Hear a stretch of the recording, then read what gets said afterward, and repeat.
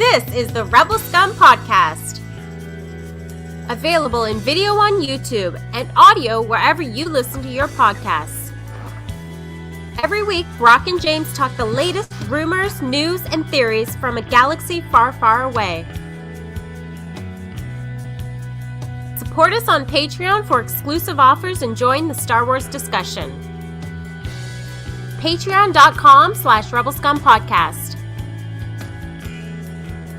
Here are your hosts, Brock and James. You're always scum. Rebel scum. Hey. Hi, Brock. Your mic is off. Hi, James. The best was like I said, hi, James, and you said, hi, Brock.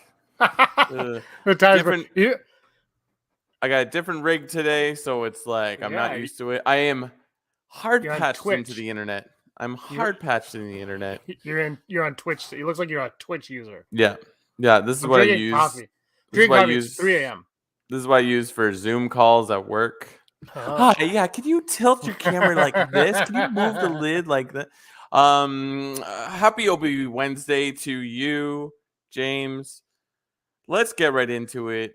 We got episode 5 at Obi-Wan Kenobi, a Star Wars story, -- Electric Boogaloo. Yeah. Premiere today. Yeah. What were your thoughts? So I woke up, I watched. It's 3 a.m. We're recording this at 3 a.m. for all of you that 3 a.m. 3 Mountain time. So, okay, my overall thoughts were I was really liking the episode. I won't say loving the episode because let's get to the loving. So I was liking the episode a lot. Then I loved the episode. Then I kept loving the episode. Then something happened and I was like, oh, Andrew Fantasia is going to hate this. That's spoilers if you haven't seen episode 5 of Obi-Wan Kenobi. We should say that. Spoilers if you haven't seen it. It's in the title, whatever. Okay, so Vader pulls down the star ship, right? And he hates that from Force Unleashed. That's like Andrew Fantasia's like least favorite thing in Star Wars. The best part of that game. Yeah. That's Andrew's least favorite part of anything Star Wars. So I thought it was really cool, but then like they had the decoy one go off, and I was like, "Oh, that's cool." But did he just like not care? Like it was like, why won't you get that one out? And then I loved that he didn't even fight Reva, even when he I loved him in Reva, but even when he didn't fight, he didn't fight Reva, and then when he fought Reva, he still didn't even fight her. You know what I mean? Like I just like how like they were like. They know that they respected that Vader, and the problem with Vader is there's no beating Vader. Yeah. For a multitude of reasons, but they respected that and they appreciated, and they made him even more dangerous because we've seen what Reva can do, and now we saw what Vader did to her. It's like, oh damn. Yeah. But then like he stabbed her, and then they're like, yeah, we're just gonna leave you here, and I was like, oh my god. And then Rupert Friend, who played the Grand Inquisitor, was up for James Bond, and I was like, that's a James Bond villain type thing to do where you just leave. It's like I thought Brock, when he had the 2 lightsabers, he was going to Count Dooku her and knock her head off. Yeah. But I guess maybe not so much on a Disney Plus show. But overall, I thought it was great. The whole series kind of led to it. I love the backstory with Reva. I thought they made that better, and I thought my complaint about the Grand Inquisitor was why kill him off if you're going to fake the death. I thought this actually it worked really well with what they did. What were your thoughts? I loved it. It was great. I think it might have been my favorite episode so far because it was like, you know what it is? I think we've gotten too wrapped up on like, what's the reveal? What's the major thing? And this was just a show for the heck of it. Like it's just, I'm at the edge of my seat for most of the episodes. I think Vader pops in and I'm like, yeah, let's do it. Like he took her lightsaber and had split it and then had 2 lightsabers, I'm like, oh, and then of course he throws one away. I'm like, come on, man. But like the flashbacks with Obi-Wan and Anakin, like perfect. And they CG'd them to look a little bit more age appropriate, but like they didn't go heavy on it. So it's sort of like, I'm like, they're not doing a ton on there, which I like. I wish they had done more prior. Like I wish they did the amount of flashbacks they did in Boba Fett that they did in this show. But again, like I'm happy with it, so I'm not gonna say you need to put this more. But man, that was just like that. This I know it's not a new piece of information, but like Vader's relentlessness and his just like complete control of the Force, like him pulling a starship out of the sky with like seconds. He like enters the room, he's like, nope, and he's like down. And then his relentlessness and like how his anger just takes over. Like if you have never really seen it, this episode shows all that, and you're like, yeah, this is how you get around Vader. And I think one thing this episode does too is because people are like, well, now that line in A New Hope of you were the teacher, I was the student, or whatever that was. That line, they're working on that line. Like that line, I Yeah. think is seeped in their subconscious or in their conscious, and they know that.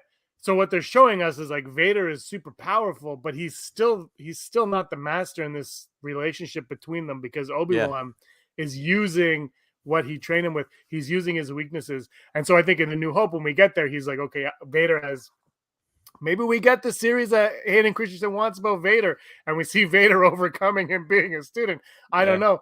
But we're seeing that aspect of that line of dialogue being worked on and played to, where, you know, Vader might be as powerful as he is, but his biggest weakness is his desire to win. I mean, we're almost expecting a massive lightsaber battle next episode since it's the finale. But like what's wild is Vader and Obi-Wan, I don't think even interact in this episode, but they do. You know, I mean they do in the flashback, but it's just like they're not in the same room in the current time, but like it's like, you know, there's this constant of like it's already over. It's like, and then like, or he, like Vader telling Reva is like, he was wise to use you against me. And I'm like, it's like they're talking over like distance, but it's wild. Like you almost forget, they're never in the same room in this episode, but it feels like it. Perfect. I loved it. Yeah, I think they're doing like a version of a dyad with them really well. I think too. Like it's more subtle, which I enjoy subtle. I think though this show, and I think maybe Boba Fett too, these shows both maybe, I mean, would they have fit better as movies?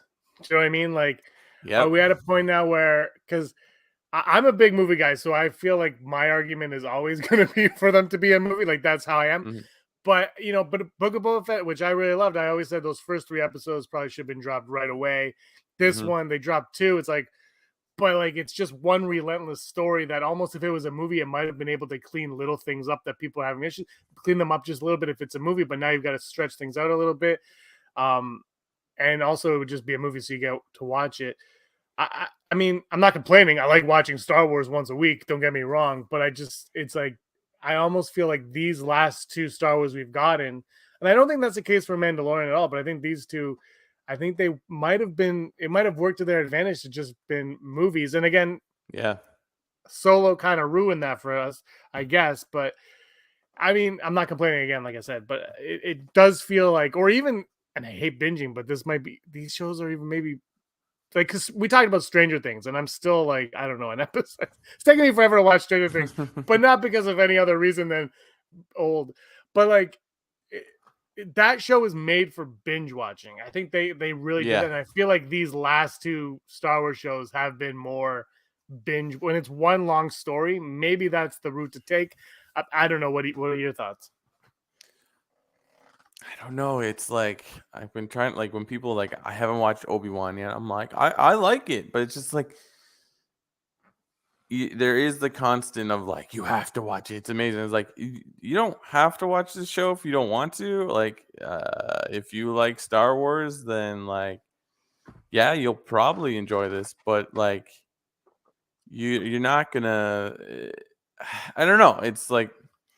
It's true. Like now, having watched, I think I said this last episode, having finished the new episodes of Stranger Things so far, it's like, wow, like it's reminiscent of Game of Thrones, where it's like you want to sit down and it's an event and you watch it. Like Obi-Wan, I don't know if it gets there, but it's not a terrible watch. And like you just said, like I bet you anything next episode we're gonna be like, wow, that was a great story, and like then that would have been total grounds for a movie. How do you shorten that to fit in the movie thing? I don't quite know, but there could have been a way. Like I would say the last 2 episodes are definitely ready for a movie. Yeah, like the last, like even though this episode was great, probably even the last 3 could have been shrunk down. Whatever, that's just Yeah. whatever. Yeah. Yeah, I didn't watch Game of Thrones, so I don't. But the Yeah. Stranger Things, like every episode feels like a big epic thing, and Obi-Wan is not like Stranger Things as much as it's one big story. It's like each episode deals with this, deals with that. Whereas Obi-Wan, I mean, Boba Fett kind of did that, but Obi-Wan never really. I mean, they had to save Leia last week, but it never really feels like this episode is about this and this episode is about that. It feels like this episode is to get you to the last episode, right? It's like there's stepping stones, which is more like a movie, right? Each scene in a movie takes you to that ending, and I think the ending's great. But I just texted Fantasia before we recorded, and I said, "Did you watch Obi-Wan?" And he said, "I don't think they're going to be able to wrap this story up in the last episode." And I said, but then my argument was like, but what it really is the story? Like, I feel like the story's already wrapped up. Like once Vader took out Reva, and it could, like, there's just like the PS now. Like Leia's safe. Last week, I Never Tell Me the Odds was, will she not be in the finale? She'll be in the finale, but her role's significantly diminished now, right? Like they've rescued Leia. That plot line's over. Now it's Vader, Obi-Wan. And then Reva doing her thing. Like that's the end now, and that's like and that is a great episode because that's the PS at the end of it all. Yeah, we've the main conflict is resolved. Now let's figure this out and get the worst. Spoilers for anyone who hasn't seen it yet. Like we end this episode where Reva figures out that Bail is trying to contact Obi-Wan, and that if he doesn't hear from him, he will go to Tatooine to look over Luke. And we see a shot of Luke, or like so we see a shot of Luke in bed in Tatooine. So we're like, Reva now knows where he's gonna go, and she's gonna go solve her problem by going to where they're gonna be. So Luke is gonna show up. So then the question is, Leia needs to not meet her brother. Or I'm sure there's a creative way of like they could put them in the same place and not make it screwy, but yeah. I think she's gonna go to. He's gonna leave her probably with O'Shea Jackson or Haja, maybe Haja, and then he's gonna go Tatooine. And he's gonna go Tatooine. I was glad Haja came back. I was like, thank you. But then it was my biggest disappointment in the episode was my own headcanon Brock, where he got handed a lightsaber, and I said, I'm still holding out. It's Never Tell Me the Odds this week. I'm still holding out hope that he's gonna use a lightsaber next week because we all want it. Well, I do, and I'm thinking everybody else does because I'm a narcissist. So I'm going to go. I want it, okay? I want more lightsaber use. Yeah, they don't have to be force sensitive. Just how kick-ass was Obi-Wan the crate crave. That's what I'm calling it, the crate crave with the lightsaber. How awesome was that? Yeah. Here's the vibe I got off with the Haja character. He's like, I faced off against the Inquisitor lady, so now my life is here. Like I can't go anywhere else, and now I understand what it's like to be. But this will be okay. It's good business. I'm like, the second he said that, I was like, this could have been. It's a different character, but I was like, this could have been Hondo. I got Hondo vibes off that. You know, the guy that the wily, like the guy that like you're not quite sure if he's going to betray you or not. But is like comedy relief, and then also it's like, this is good business. There's always like he's always got a scheme, and that's kind of the character you want to keep around. So it's like, I don't think Kumail would have been a Hondo, or like he couldn't have been Hondo, but like it's the same vibe. So it's like if like the talk about a character, was that something we made up, like that a character from the show might get a spinoff? Yeah, we did that the week before it aired. That was a Never Tell Me the Odds. Like, does the possibility? That's not like a rumor or anything. No, that was just a That was just a question that we posed to each other. Okay, I wasn't sure if that was real. And then after the second episode, whatever it was, I thought he would be the character I would want to spin off. I'm still on board with that. That's what I would still like. And it would work. You could do a show with him and have Hondo pop up. I like whatever it takes to get Hondo in live action. I wouldn't be shocked if Hondo appears in Ahsoka now that we know that Hera's going to be there and Sabine. And it's all kind of, so I wouldn't be shocked, but yeah, we'll see. You can't use. Did you hear Taika Waititi's comment? We got to side Akbar for a sec. Taika Waititi said something about like Star Wars can't expand unless you expand, and he didn't want to do something with the Skywalkers. And I saw a lot of people being like, "Yeah, I totally agree. And I'm like, I get that." He goes, but then the one thing he said was, then the story's too small. And my feelings on it are, I'll watch whatever they make. But when you start concerning with the story being too small and staying in, I know people are already like, they got to expand, and I'm all for going past the sequel trilogy. That's where I would love to see. I would love to see movies go there. I'm kind of happy with Disney Plus content in this time period. Like, let's develop that. Why not? Because the one thing I think a lot of people forget about Star Wars is what we know of Star Wars, right? And that is this is Star Wars, is this time period. There might not have been wars in the stars 2,000 years prior or anything like that. Like, this is what it is. I think that's one thing that gets forgotten a lot is Star Wars is Star Wars because it's small. And you think of the Terminator franchise, they start going like ballistic, and you're like just reeling in a little bit. And I don't want Star Wars to go down that path.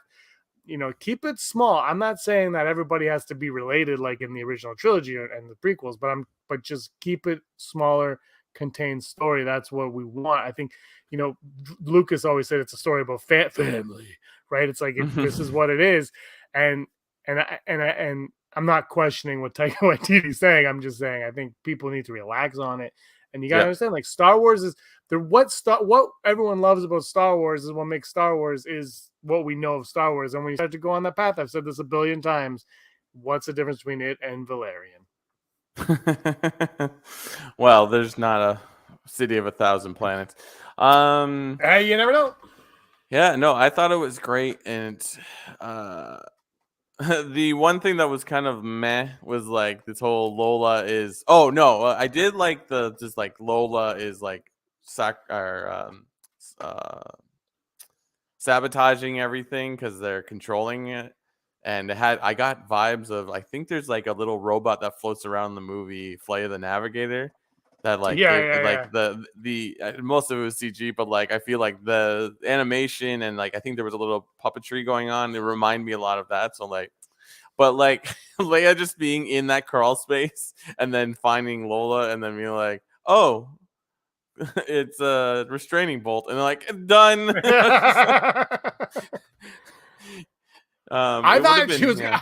I got anxiety thinking she was gonna fall somewhere. I was like, "Is there a drop behind her?" Yeah. So like that was kind of sort of weak, but like I think it was just sort of like we need to get out of that place and what have you. I think that's for me through the 5 episodes, that's been the weakest part of all 5 of them is how they've gotten out of situations. Like every situation, it's like, it's not that hard, and it's like the what's that thing on YouTube? The pitch meetings on YouTube, like barely an inconvenience. That's what it feels. That's what every episode is kind of like. It's not that big a deal. We got this. You're like, oh, like Vader not like. Okay, here's the thing: Vader can lift you up with the Force. And it can lift, but he keeps letting everybody leave with it. It's like, he just walks away. He's like, wait, no, get back here. Like he let Obi-Wan kind of just carried off by the slowest droid on Earth, or on Earth in the galaxy. It's like they just. And like it's not really a complaint or anything because he has to get away. I get it. It's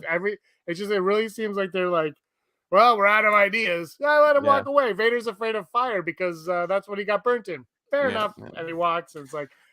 I thought there'd be a little bit more like, Lola, what are you doing? But it would have been a little bit nicer. Yeah, minor gripes, but it's just the weakest part of the show has of all 5 episodes so far has been how to get out of it. All the situations. So we'll see what happens.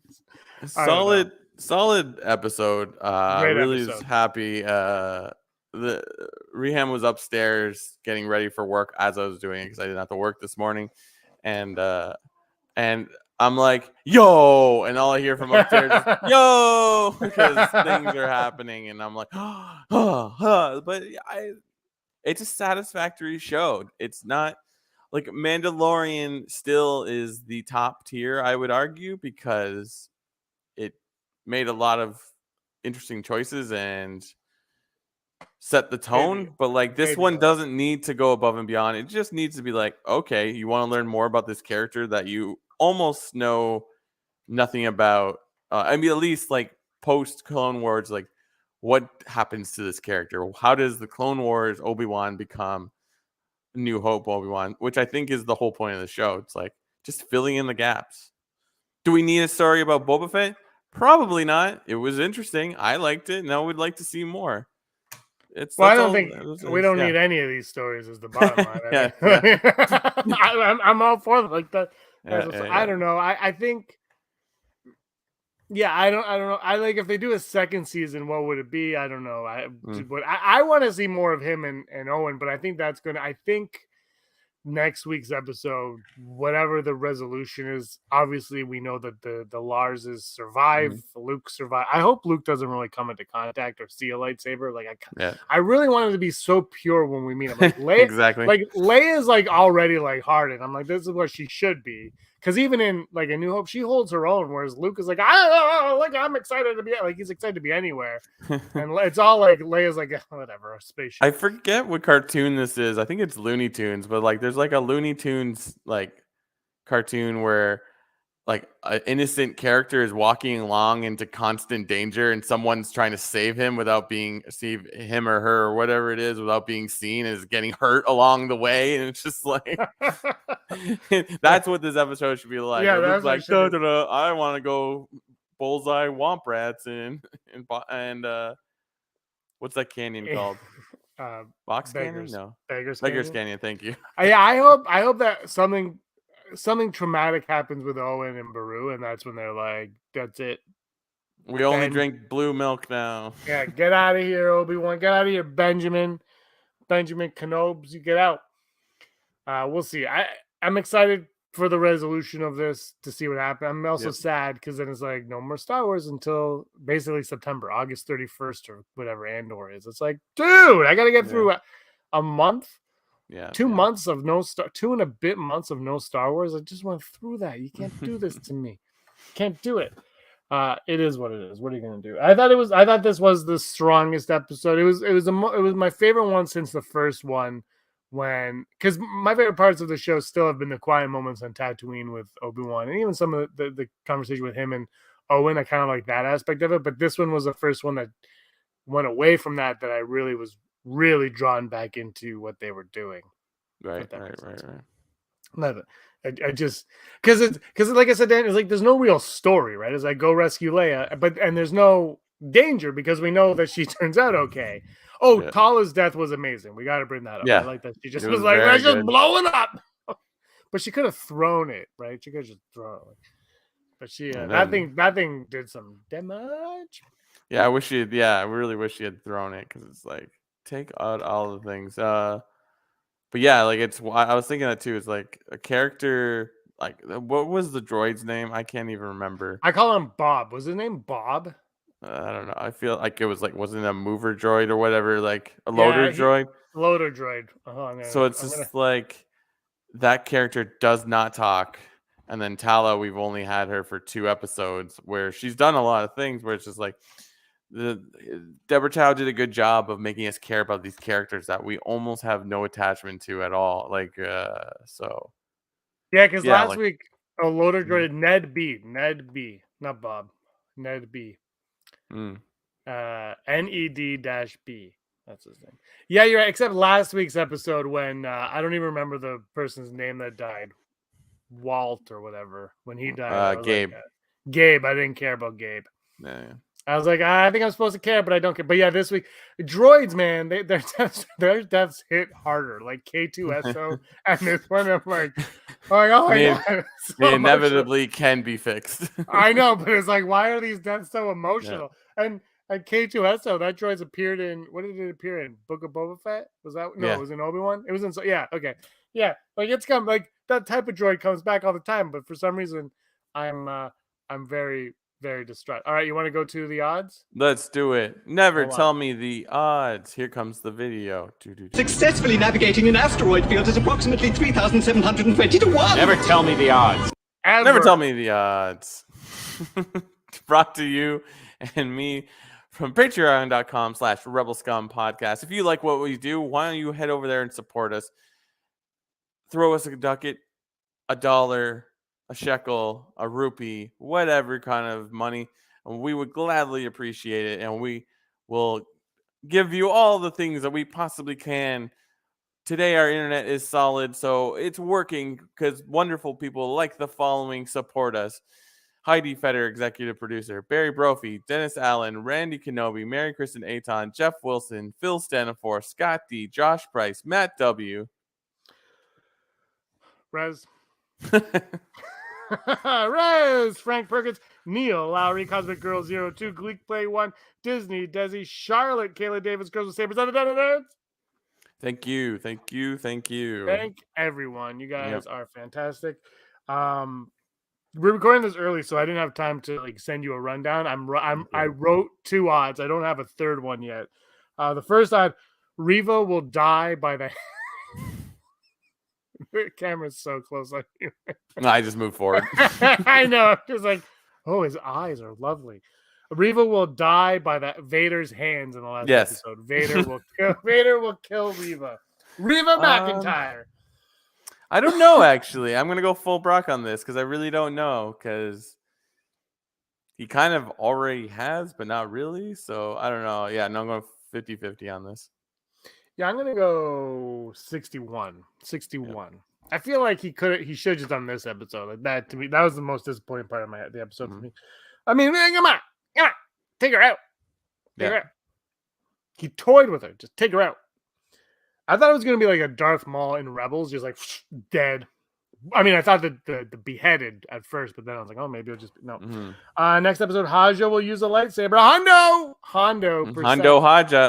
Look, it's right there, James. It's right there. I'm going to say 85%.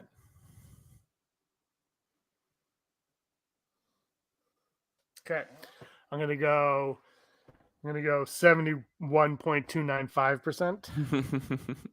Okay, and then this final is gonna be weird. I haven't written this. I'm just gonna say it. Okay, the next time, next episode will start with Leia being returned safely to Alderaan, and then the rest of the episode is going to be a S show of fighting and Rebels fighting and Obi-Wan and Vader fighting, and then it will end quietly on Tatooine with Riva having Owen, Lars, or in a fist fight with Owen. Yeah, because he was in the movie Warrior, so maybe it's like a UFC fight, Riva versus Owen. But it'll end on Tatooine, but it'll start on Alderaan and end on Tatooine. How about we make the odds simple like that? It'll start. Yeah, no, I was going to go 90%. I think what's going to happen is it's going to start with Bail leaving Alderaan to go to Tatooine. He's like, I have to find her, and at the same time, Haja and Leia are landing on Alderaan. So it's like a comedy of errors, whatever. And then then there's a showdown on Tatooine because you know what? It isn't a show unless we're on Tatooine. That's true. That's true. I don't think Star Wars has a Tatooine problem. I think fans have a Tatooine problem. They can't respect the fact that Star Wars just takes place on Tatooine. Like, Star Wars is the New York City of the galaxy. Chill out. Yeah, it's not even close. That's course. But anyway, I'm gonna go full Brock because I might start on the starship. But I think we're gonna get to Alderaan and then end on Tatooine, and somewhere in the middle they'll fight over some kind of new Geonosis. Maybe they'll do a whole fight on Geonosis. Could you imagine? Geonosis. Anyway, let us know what your odds are in the comments below or in the fake live chat today. All right, top 5. Top 5. Here we go. Top 5 moments from today's episode. Again, I have no idea because I didn't write them. Top 5 episodes from today's show will be.